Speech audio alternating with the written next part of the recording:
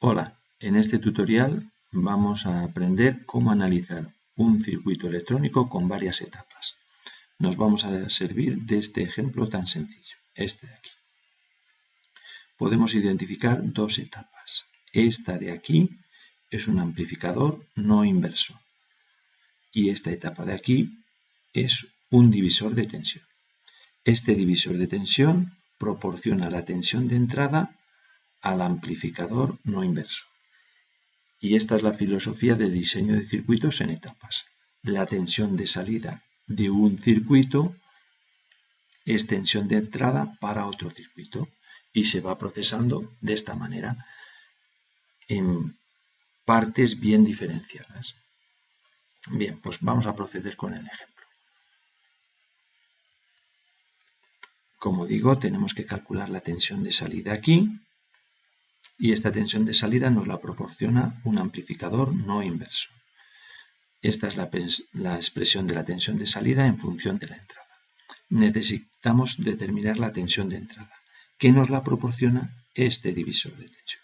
Bueno, pues veamos cómo calcularla.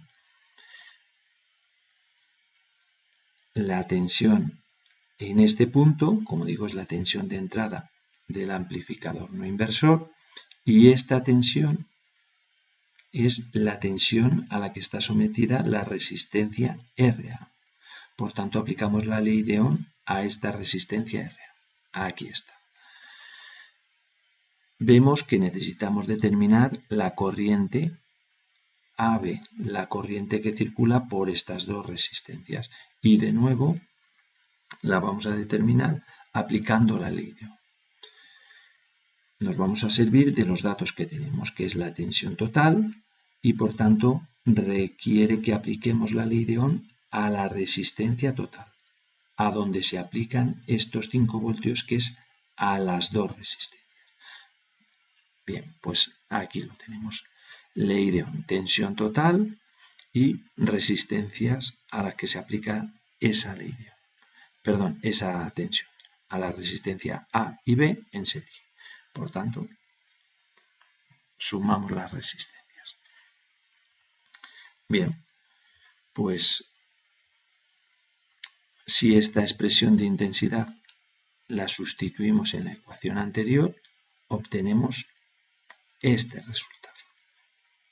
La corriente la sustituimos por el valor calculado, nos queda esta expresión.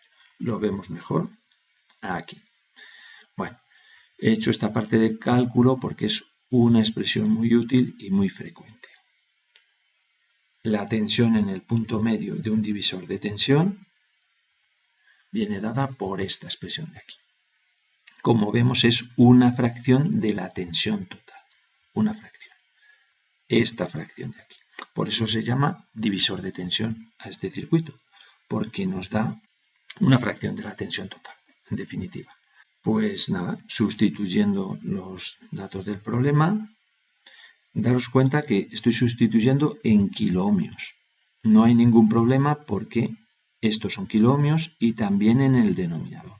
Por eso es otra razón por la que he preferido obtener la expresión del divisor de tensión, porque podemos utilizarla con cualquier unidad de resistencia, siempre que sea la misma en denominador y numerador.